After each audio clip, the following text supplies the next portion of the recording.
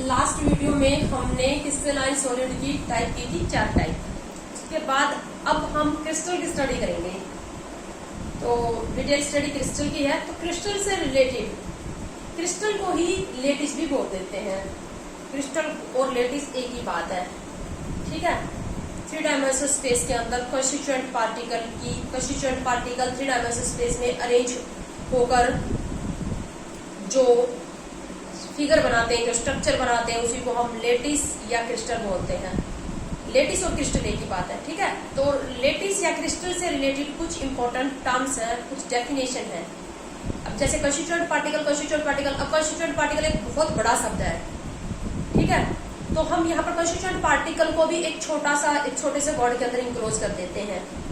तो सबसे पहले हम पढ़ रहे हैं लेटिस पॉइंट।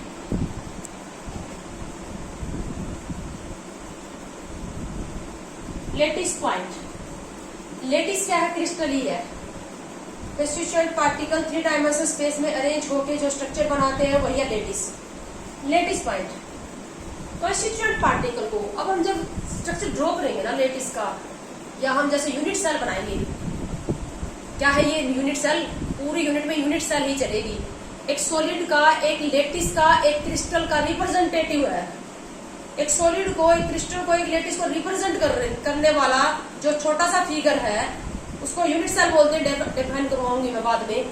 बट क्या होता है जब आप यूनिट सेल ड्रॉ करेंगे किसी भी सॉलिड की, किसी भी टाइप के सॉलिड की, तो वहां पर अब हम यूं तो नहीं है कि हमारे पास ऐसे सोडियम क्लोराइड का क्रिस्टल है, या फिर हमारे पास गोल्ड का क्रिस्टल है, या हमारे पास डायमंड है, ग्रेफाइट है, तो वहां पर हम कभी कार्बन ड्रॉ कर रहे हैं, कभी सोडियम आयन क्लोराइड है। नहीं, हम जनरल स्टडी करेंगे। तो जनरल स्टडी करेंगे तो क्या करेंगे? कंस्टिट्यूएंट पार्टिकल्स को पॉइंट से रिप्रेजेंट करेंगे।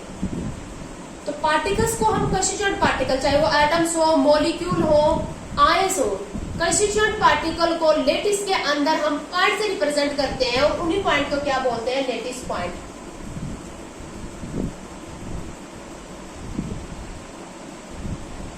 Constituent particles represent bye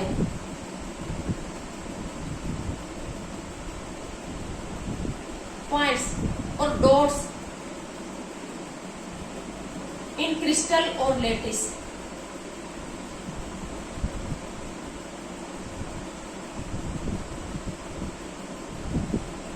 constituent particles, atoms, ion, molecule and so on, उनको पॉइंट से रिप्रेजेंट करेंगे इस तरह से। अब जैसे हमारे पास क्या है, अन्य Cl का क्रिस्टल है, तो अन्य पॉजिटिव Cl नेगेटिव, अन्य पॉजिटिव Cl नेगेटिव, इस तरह से। ऐसे नहीं, इसकी जगह हम क्या करेंगे? पॉइंट लगा देंगे। इनको हम पॉइंट से रिप्रेजेंट करेंगे, ठीक है। इसी तरह से जैसे हमारे पास गोल्ड है, अब गोल्ड के अंदर क्या होगा? वास्तव में तो क्या होता है, जैसे अब कॉपर का है हमारे पास, तो कॉपर एटम ऐसे कॉपर नहीं दिखाएंगे बार बार। हम क्या करेंगे? वहां पर डॉट्स लगाएंगे, कॉपर की जगह डॉट्स, पॉइंट से रिप्रेजेंट करेंगे। कंस्टिट्यूएंट पार्टिकल को क्रिस्टल या लेटिस में पॉइंट से रिप्रेजेंट करेंगे। उन्हीं पॉइंट्स को क्या बोलते हैं? लेटिस पॉइंट बोलते हैं, ठीक है। बहुत ही इजी सिस्टम्स है, एक बार सुन लोगे तो याद हो जाएगा। तो उसके बाद नेक्स्ट टर्म जो है हमारे पास वो है स्पेस लेटिस, जिसको मैं क्रिस्टल बोल रही हूँ ना, स्पेस लेटिस। स्पेस लेटिस और इसी को हम बोलते हैं क्रिस्टल। कंस्टिट्यूएंट पार्टिकल्स की जो अरेंजमेंट होती है, कंस्टिट्यूएंट पार्टिकल्स की वास्तव में तो देखो, वास्तव में तो 3 डायमेंशनल वे में ही 3 डायमेंशनली अरेंज होते हैं कंस्टिट्यूएंट पार्टिकल। तो 3 dimensional arrangement of constituent particle, 3 dimensional arrangement of constituent particle is known as space lattice और क्रिस्टल लेटिस। स्पेस लेटिस का और दूसरा नाम लिख देती हूँ मैं, crystal lettuce.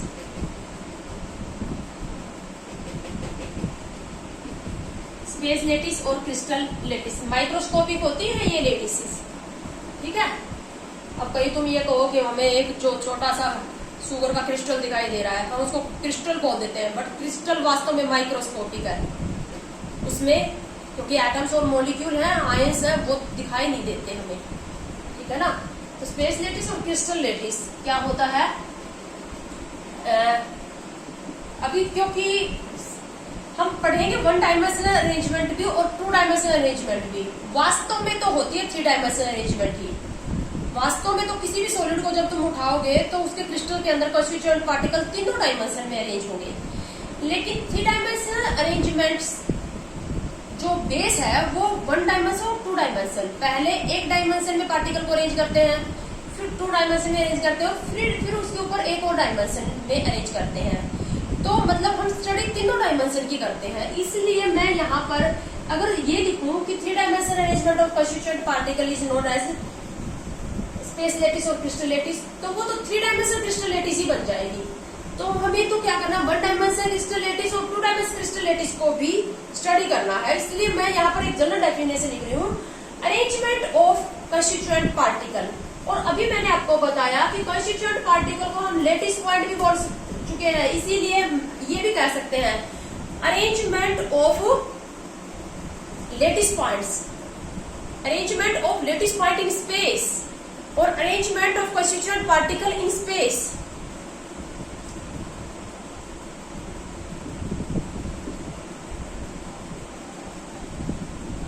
Arrangement of lattice point, lattice point किसको बोला हमने, लैटिस के अंदर पॉइंट्स से किसको रिप्रेजेंट किया, कंस्टिट्यूएंट पार्टिकल को। Arrangement of constituent particle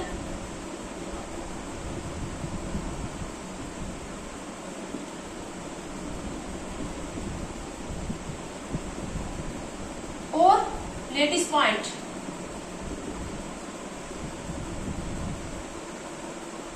in space.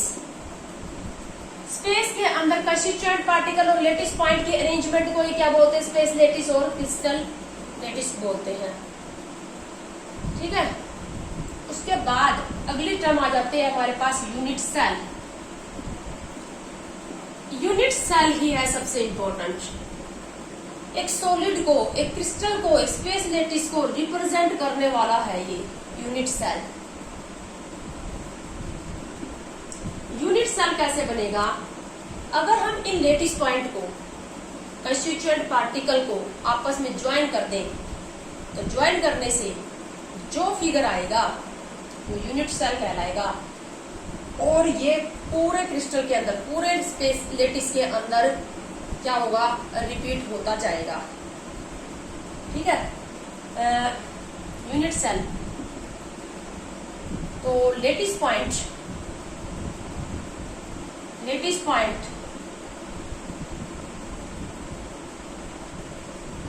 Join to form unit cell which is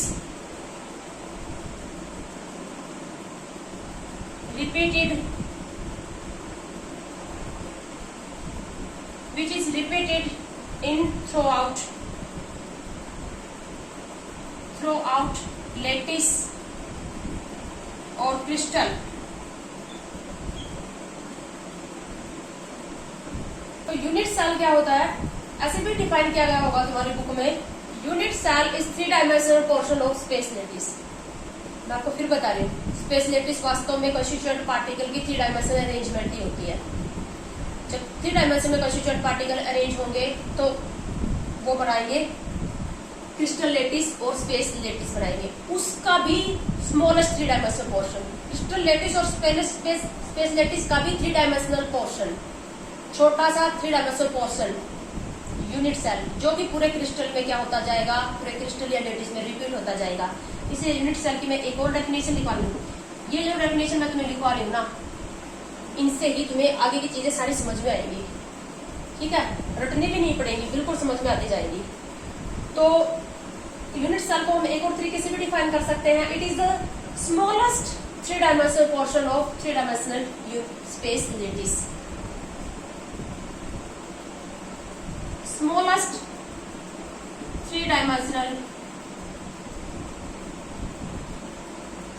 three-dimensional portion of space lattice।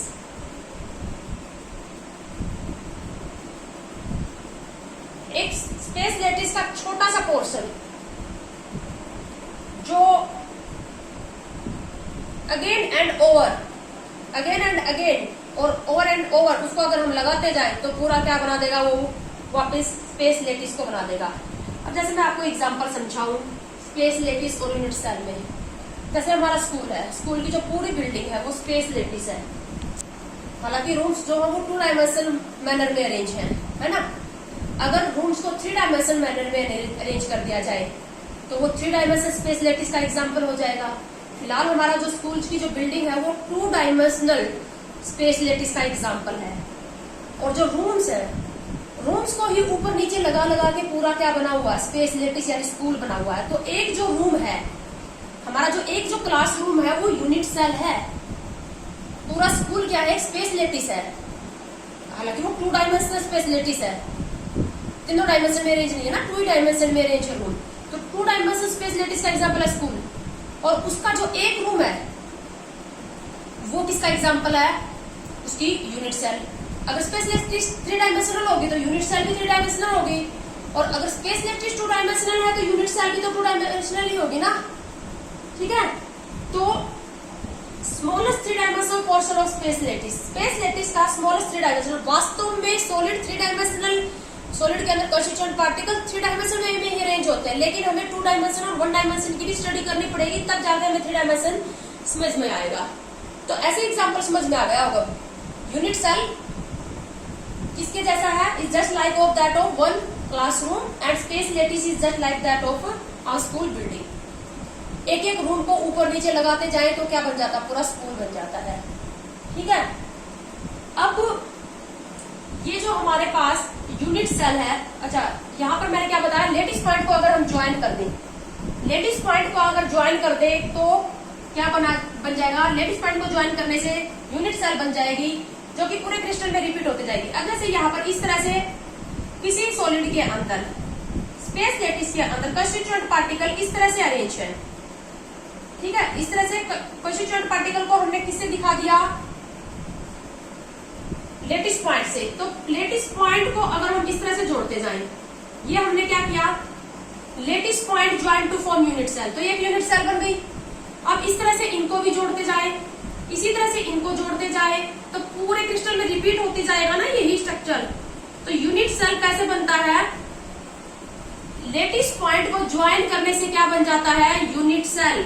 और यूनिट सेल का क्या खास बात है, पूरे क्रिस्टल के अंदर रिपीट होता जाएगा। ठीक है, ये कौन सी अरेंजमेंट है, 2 डायमेंशन में अरेंज है ना। वास्तव में तो कंस्टिट्यूएंट पार्टिकल, आपको पता है सॉलिड के अंदर कंस्टिट्यूएंट पार्टिकल के बीच में गैप नहीं होता। वास्तव में तो ये इस तरह से एक दूसरे से बिल्कुल स्टिक होते हैं, जुड़े हुए होते हैं, इस तरह से होते हैं। लेकिन समझने के लिए हम इनको थोड़ा दूर दूर दिखा देते हैं। वास्तव में तो बिल्कुल इस तरह से क्या होंगे, इनके बीच में गैप बहुत ही कम होता है ना।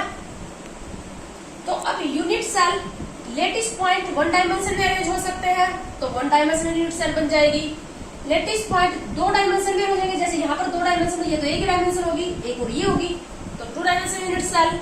और इसके ऊपर भी एक और लेयर हम लगा दे, 3 डायमेंशन में अरेंज हो जाए, तो यूनिट सेल 3 डायमेंशनल हो जाएगी। तो अब हमें स्टडी करना है 1 डायमेंशनल यूनिट सेल, 2 डायमेंशनल और 3 डायमेंशनल यूनिट सेल। आगे की पूरी स्टडी हमारी 3 डायमेंशनल यूनिट सेल पर ही चलेगी, जो कि रियल में है। बट क्या होता है, कई बार एंट्रेंसेस वगैरह में 2 डायमेंशनल यूनिट सेल के बारे में भी थोड़ा बहुत पूछ लिया जाता है। ठीक है, यूनिट सेल की टाइप करेंगे हम नेक्स्ट वीडियो में लेंगे।